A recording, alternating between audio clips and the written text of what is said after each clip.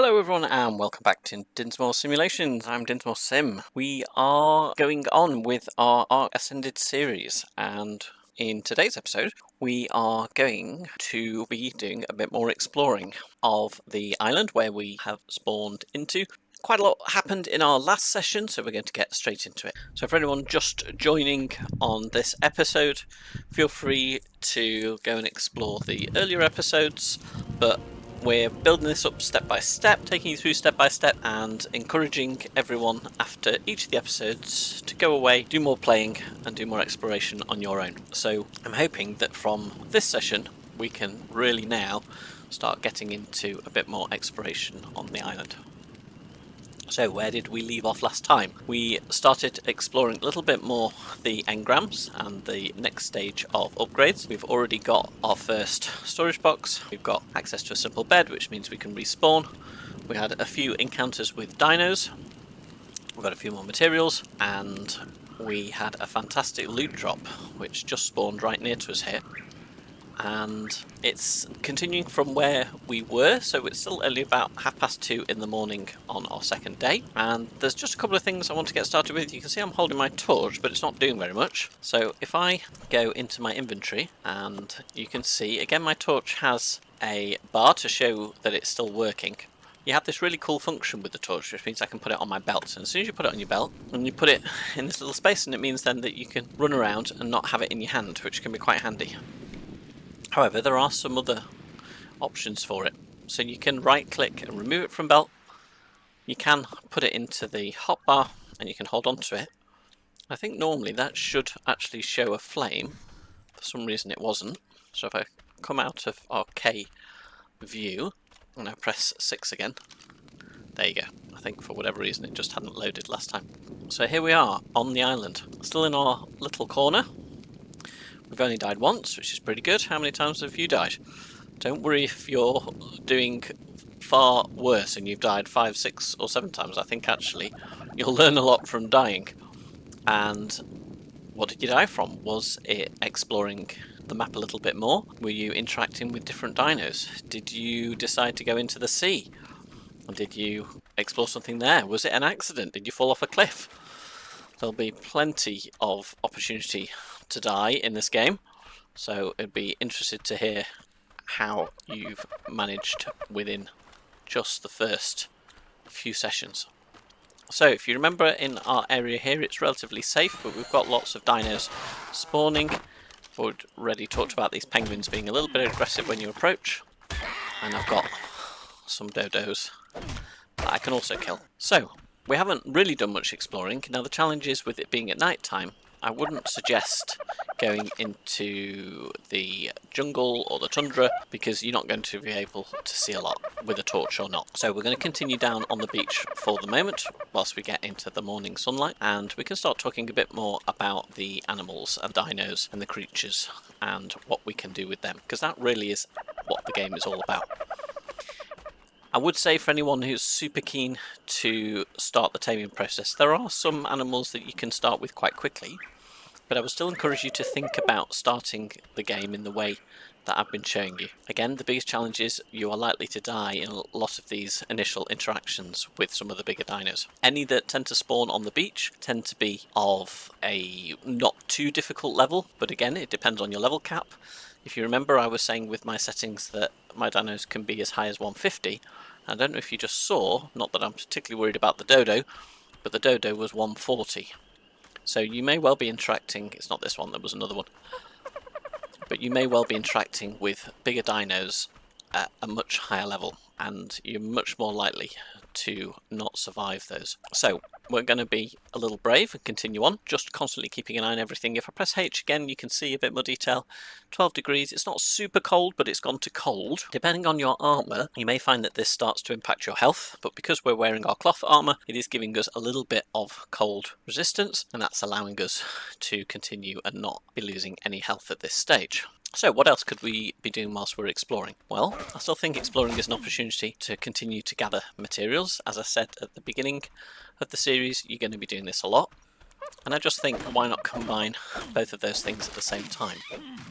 Because you will never have too much of thatch and too much of wood, too much of stone.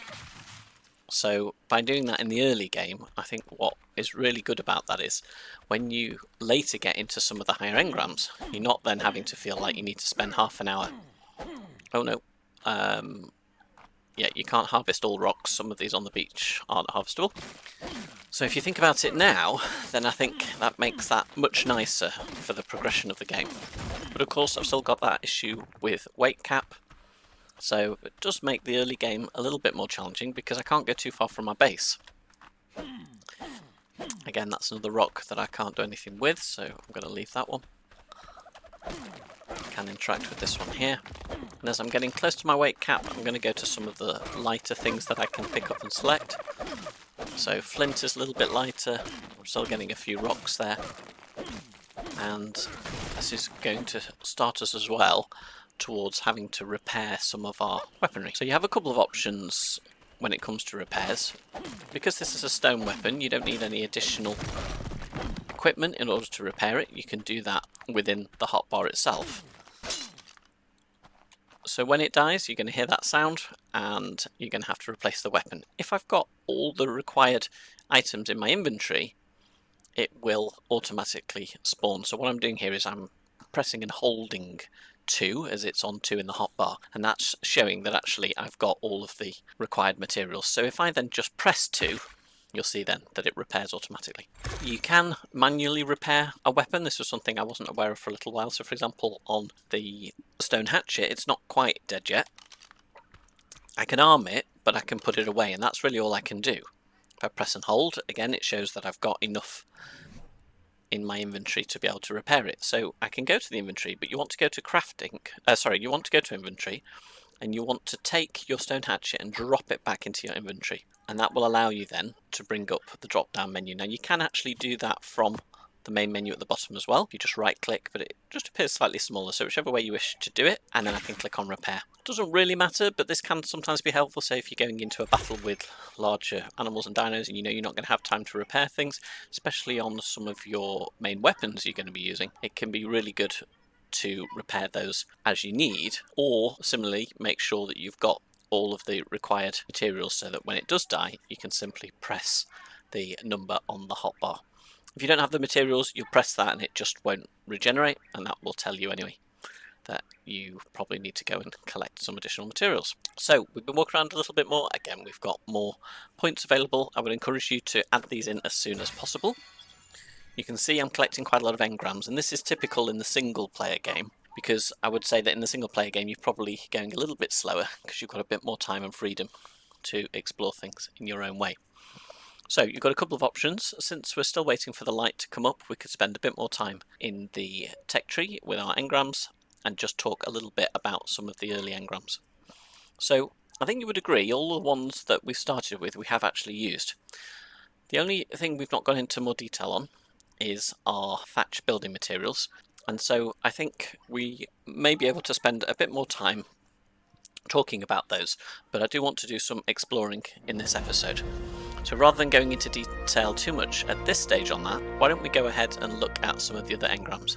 So there are a couple of other things. You can make your base quite interactive if you're working in tribes or working, for example, playing on PvE. Quite nice to make signs. You can put that around the base, or you might even maybe have a base that's hidden in the jungle and you've got a couple of signs pointing the way.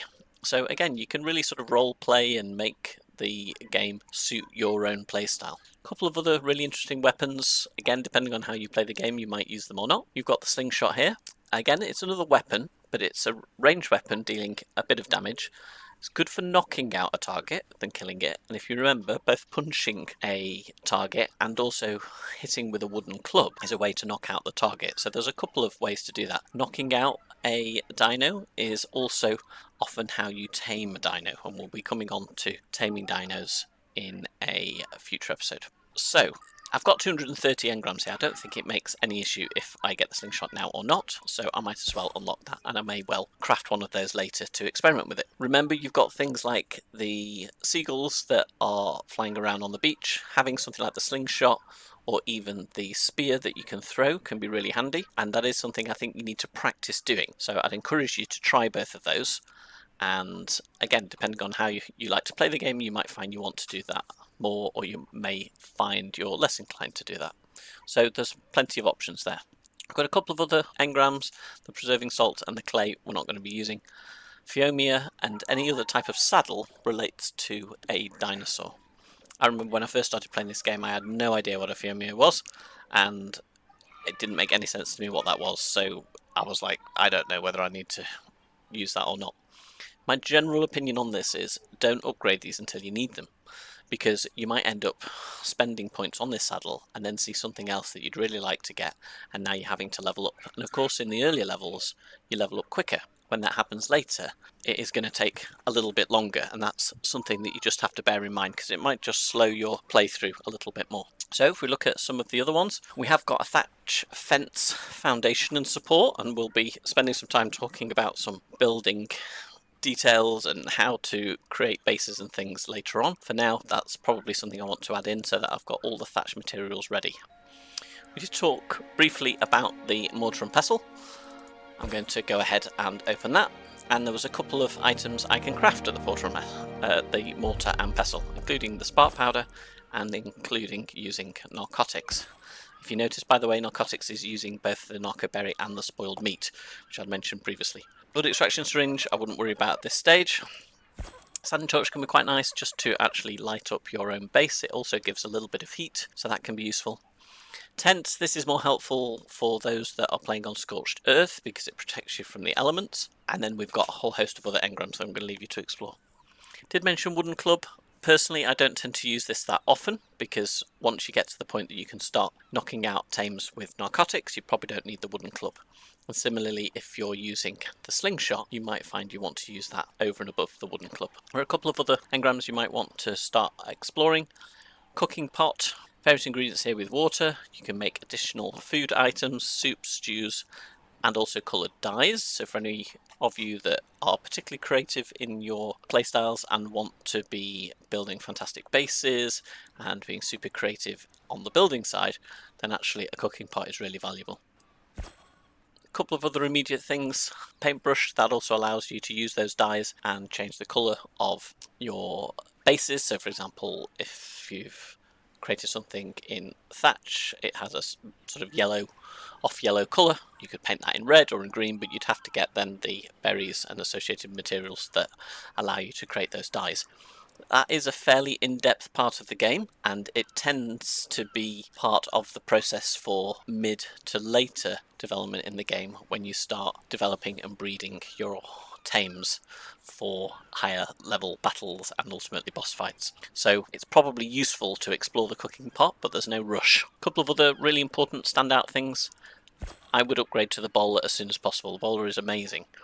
As we explore today, we might come across some raptors, and if we do, if I haven't sorted a bowler by then, the raptor can inflict quite a lot of damage. Now, I'll probably be okay because I've got the pike, but you might not have found a pike at this stage, so you definitely want some bowlers. And just like with the spear, I would suggest having maybe 3 to 5 of these ready on your hotbar, and they're going to trap small dinos. Typically this is the smaller side of the sized creatures, but I'm going to point those out as we go. We'll see when you are winding up to throw the bowler whether or not it can be thrown at the particular creature. Let's talk quickly about saddles, and then we're going to continue exploring on the map, and I'm going to leave you to start reading through all these different engrams and deciding which ones you want to upgrade to. Remember, we get these material upgrades every once in a while. Material upgrades are important for bases. If you build a base in thatch, it can basically be knocked over really quickly. If you build it in wood, it's going to be a bit more secure. And of course, if you get all the way to the end of the tech tree, you can build in metal, and metal is going to be the strongest. We've got loads of other options for additional things within the game. Just a couple of things to point out. I've got a DLC called Bob's Tall Tales, and this is what this little picture is showing. So you might not be showing these engrams, but actually if you enjoy base building as I do, that's a great way to be able to customize bases and make that part of the game a little bit more enjoyable. So that is definitely a DLC I would encourage you to think about getting. One other immediate upgrade now that you've started being around the map and interacting with a few dinos and collecting some hide might be indeed the hide armor. So this is a good upgrade, so I'm going to make these available to me now. And if we continue through, there's a couple of other things in there, and again, it's really tricky to know what things are going to be helpful and what aren't. Compost bin, do I need that? Well, a large bin for converting thatch and dung into higher quality fertiliser. At this stage, it doesn't sound like fertiliser's going to be my immediate requirement. If you know anything about the game, or if you can think about possibly what that might be needed for, I'm sure you can work it out. Fertiliser will be needed for growing crops, and you'll be probably doing that later on in the game. So there are some of these engrams that I wouldn't be prioritising. I would say pick the ones that you think are going to be most valuable to you. There's another one here. By level 16, the large storage. This is by far the next immediate upgrade that you want, because the storage box, as you were seeing earlier, is already nearly full. And the next one is the raft, and the raft is an amazing little upgrade as it starts to get you being able to travel around the waters. So if you're really keen to go and explore the sea, then I would definitely encourage you to think about creating a raft. If we go a little bit further on, you'll see that we start to come across the saddles. And I just want to talk a little bit about saddle. You can type these in at the top and it will show you from the beginning. So we've had a couple here that are really important at the beginning game. We haven't seen a Fiomia yet, so I'll point that out when we come across it. You might have seen a Parasuar. I think we saw it at the edge of one of the playthrough episodes, but I didn't mention it specifically. We'll probably see it shortly, so I'll point that out. Carbonees is the big turtle, and we saw that. The Morellatops you won't see, this is on Scorched Earth. An Ichthy is a dolphin, basically, and you might have seen that in the water, but we'll keep an eye out for that. A Patchy, and you might recognise some of these if you've ever watched Jurassic World or Jurassic Park. These are based on real dinosaurs, but they're from a whole host of different periods, so some you might know, others you might not know. So if we say Apache, you've got a saddle there. A Trike is also really useful, but they are reasonably tricky to tame. They're not an immediate tame. And we've got the Raptor saddle. So that's probably about as far as we'll end up getting in this episode today. We're going to see what we see as we explore a little bit more around the base. So enough on those engrams, let's get back to playing the game. So we've got a bit more light back, but as we were saying before, our weight is already getting quite high towards our limit, and so I'm going to go back to our base and see if there's anything else I can do. My campfire's gone out. Remember, I'm just pressing T to transfer here. I've got a little bit of thatch and food that can be cooking away. Let me have a look to see if I've got anything I can put in here. I don't need the hide right now, and the charcoal can also go in there. Again, I've got lots of berries, so I might end up getting rid of those, but stone you're always going to need, flint you're always going to need, and actually that's brought my weight down quite considerably. Now remember, we'd already gone through and added some engrams now, so you might want to start thinking about some of the other items we talked about. So we talked about a bowler, and since we're going to be doing some exploring, that might be a good option. We did talk about hide, and if you have a look here, the hide is only 12. It's asking for 5 fibre. So we've got plenty of fibre, and we've got quite a bit of hide. So, you know what? I think we might be ready. Might not be able to upgrade all of these, but we're going to have a go. Yeah, so can you see, I've ended up with not quite enough hide to do the hide hat, but that's okay, I've got most of it. This can be a bit confusing. You've got 2 pictures when you start. You've got yourself, and then you've got structures. So if you're in a particular space, like I was in the storage box here, you can still go to yourself. You don't need to come out of that menu and go back in. Again, I can transfer these out, or I can throw them. I think in the early game it's good to keep a hold of some of these, because again, if you die and you haven't got any other materials, so my general feeling on that is just keep everything, and then once you start upgrading you can decide which things you've got loads of and you probably don't need to be keeping hold of. So I think that actually covers most of the things we need. I'm curious what we ran out of for the hide. And again, remember, it's the fibre, so I can click on track. So I'm going to resolve that. I'm going to get a bit more hide. The bowler, we need some stone.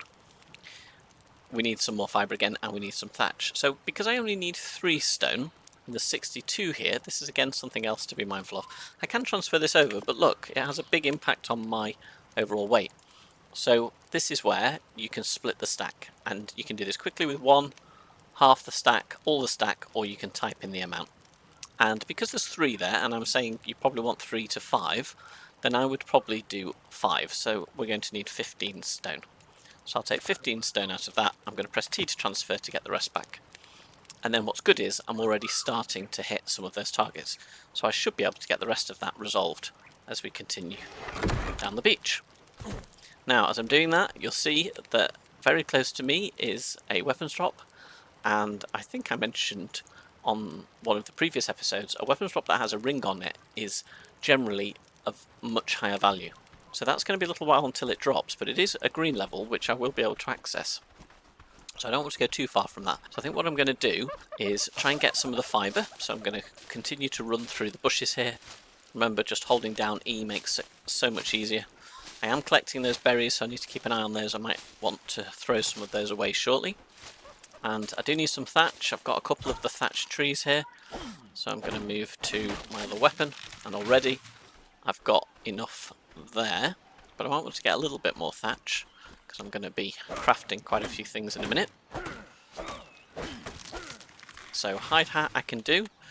So let's do the hide hat. Again, you can type this in, so I can just type hide. Don't be on inventory, you have to be on crafting there. That can confuse sometimes. Got another engram, I'm going to put that on melee. And if I go back to my inventory, I've now got the hat. So there we go.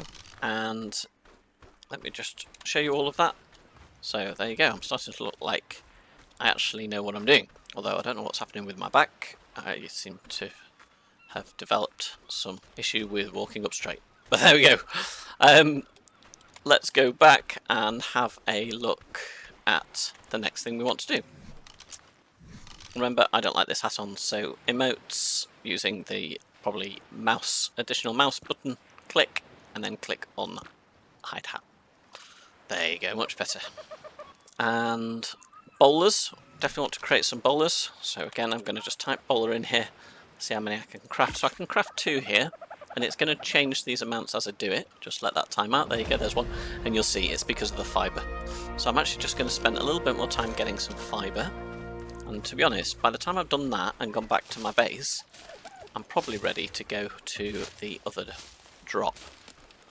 Now, we've got that carbonis here. If you're wanting to explore the water, you could actually think about taming one of those.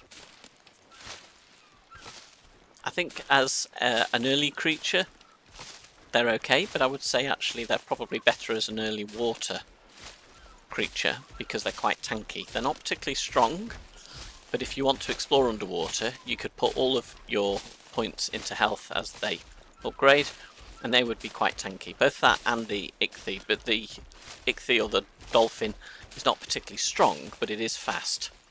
You do need a saddle for both of those in order to ride them, so we'll be getting into that in a bit more detail later on. But for now, I've got quite a lot of thatch there, and I'm going to create some more bowlers. So I'm going to type in bowler again.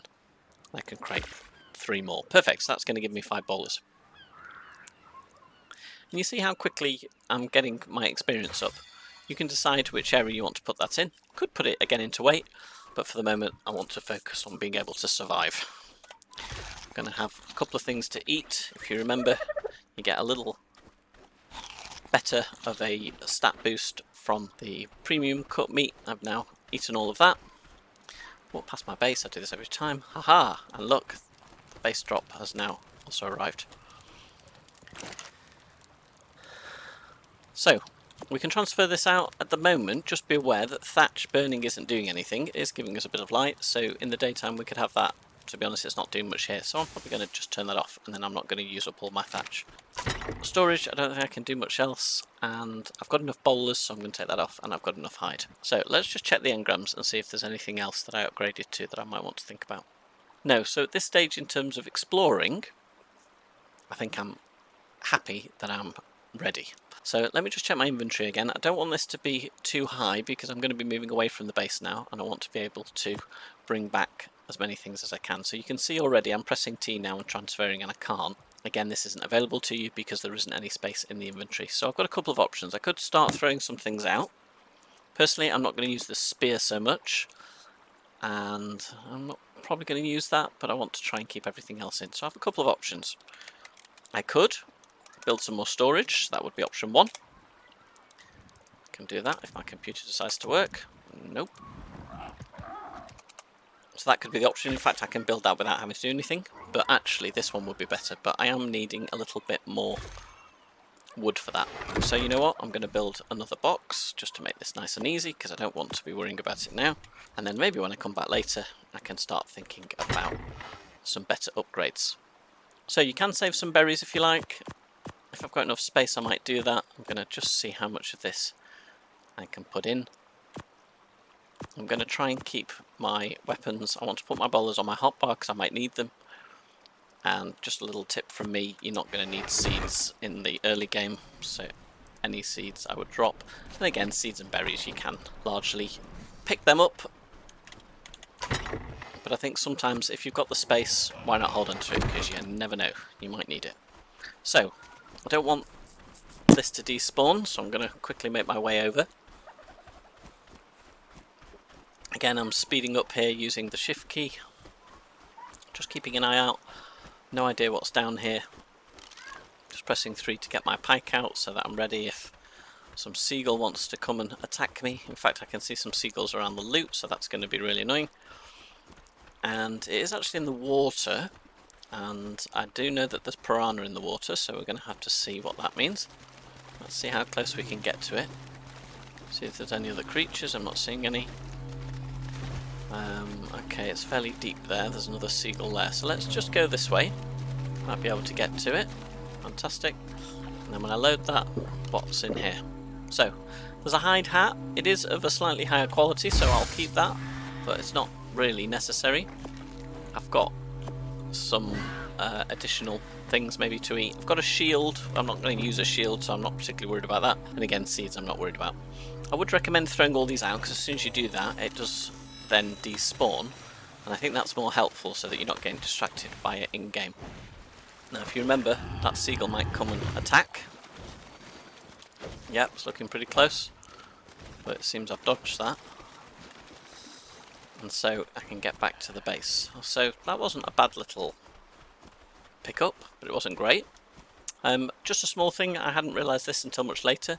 If you decide you're not particularly bothered about your last death icon, you've picked that up, that can get a bit busy on the main map. Once you've got several deaths, it will list them, but you can at any point hold R to dismiss, and there you go, it disappears from the map. So that can be helpful just to keep the map nice and tidy, but I wouldn't suggest getting rid of that whilst you're playing the game, because otherwise, like I say, if you end up dying and you can't get back to your stuff, one of the main things later on in the game that's really annoying is as you start to get better gear, and especially like the gear I've got on with my pike, it's already a more advanced level, so I wouldn't want to lose it.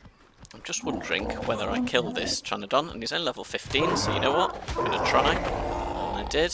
Sometimes hard to kill these because they will fly away, but again, that's some more materials. Since I'm here, I'm going to quickly have another stop, and I can't put anything in here for the moment, so I have got more food I can cook, and again in this early game I would prioritise doing that.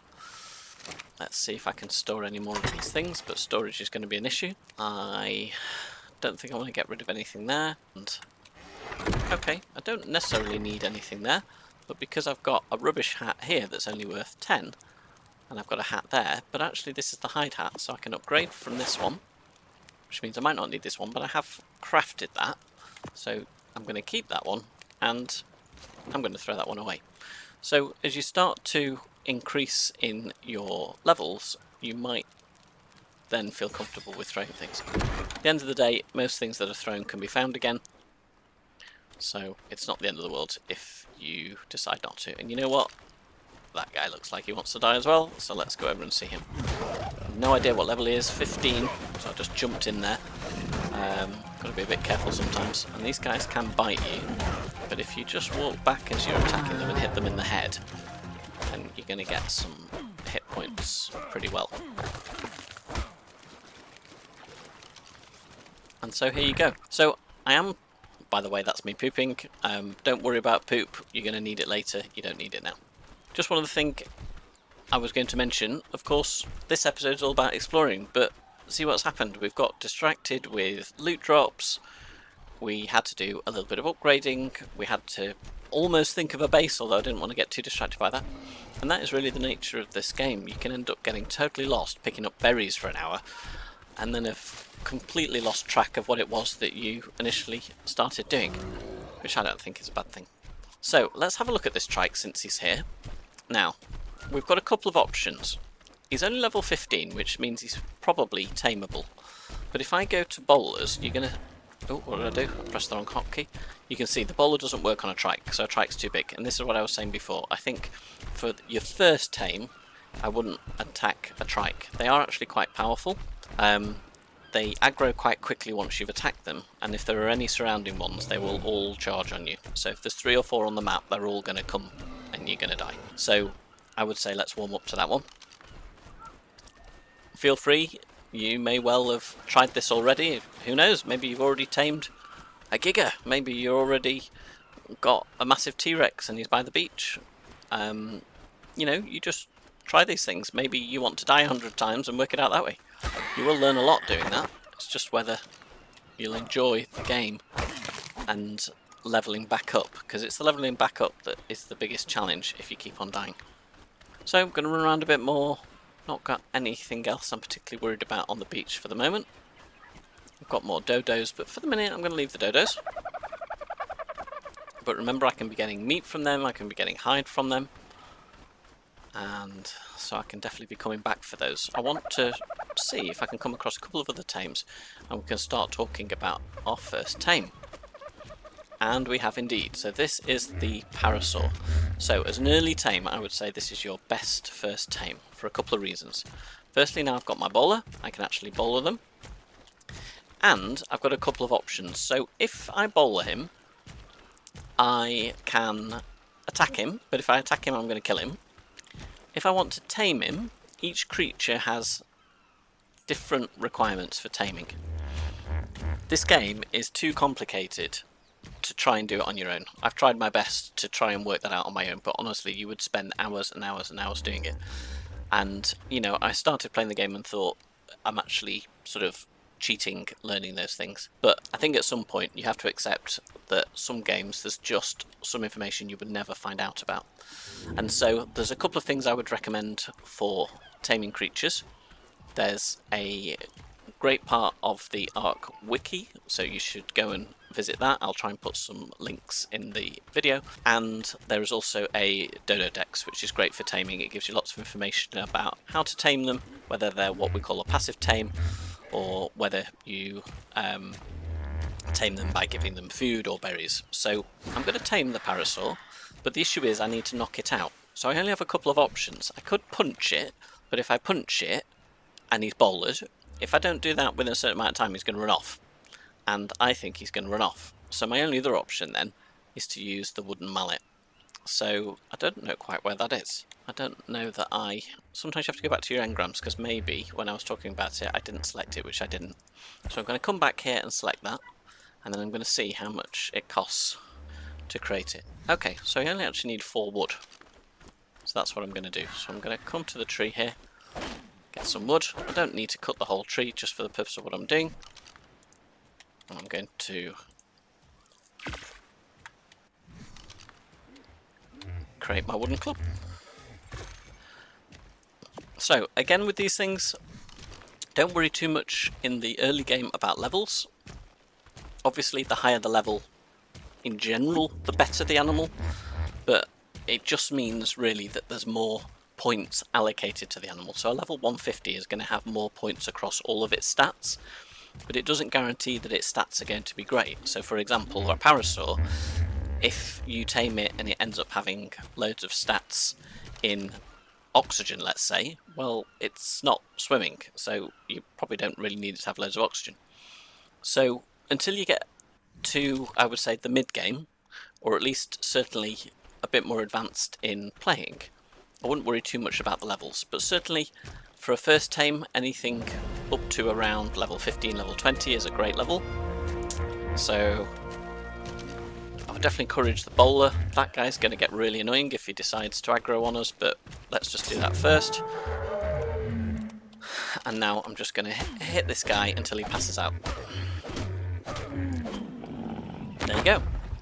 And that's basically it. So some creatures tame easier, some creatures take a little bit more work.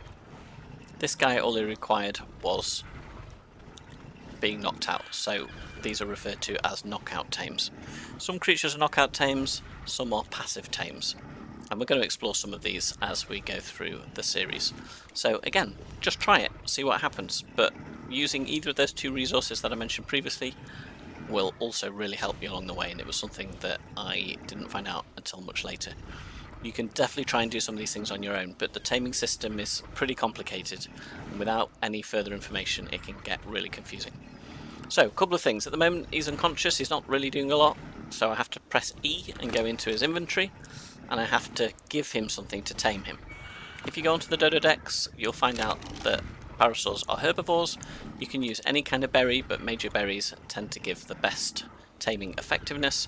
Taming effectiveness is useful because it helps improve the level, the additional level that they get on. This guy is going to attack me in a minute. This is getting really distracting. There you go, but I killed him.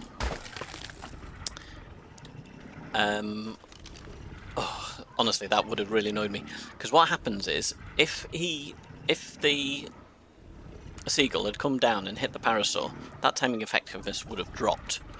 So what people sometimes do is they might try and build structures around their dinos. So of course for a Parasuar these are all over the place and it's only a level 20, but imagine if you found a top tier dino, or you found a colour of a dino that looked amazing that you wanted to tame. Then you probably want to protect it, and for these dinos they don't take very long to tame, but for the later dinos they do, and so where possible try and maintain the taming effectiveness.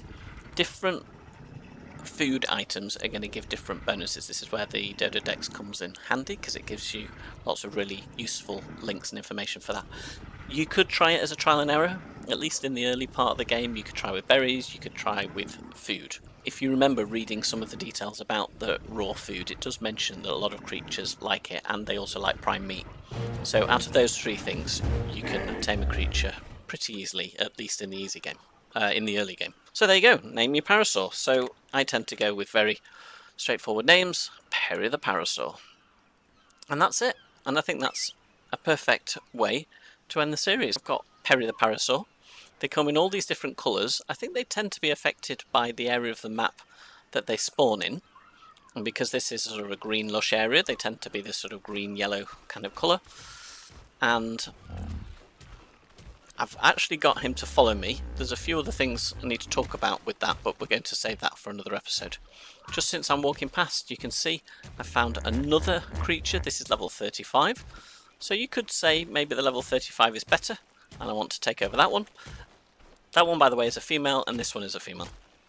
If that one was a male, we could have taken over that one, and we could have had some baby Parasuars.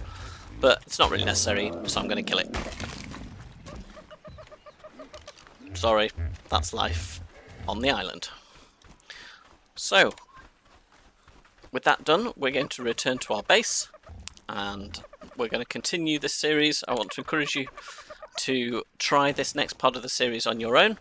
Look at all these creatures. We're going to have to tame some more creatures. We're going to get into more taming in the next episode. And just keep trying, have fun, and if you enjoyed it, make sure that you subscribed. We'll hope to see you on the next video. For now, explore, analyse, simulate, and I'll catch you next time.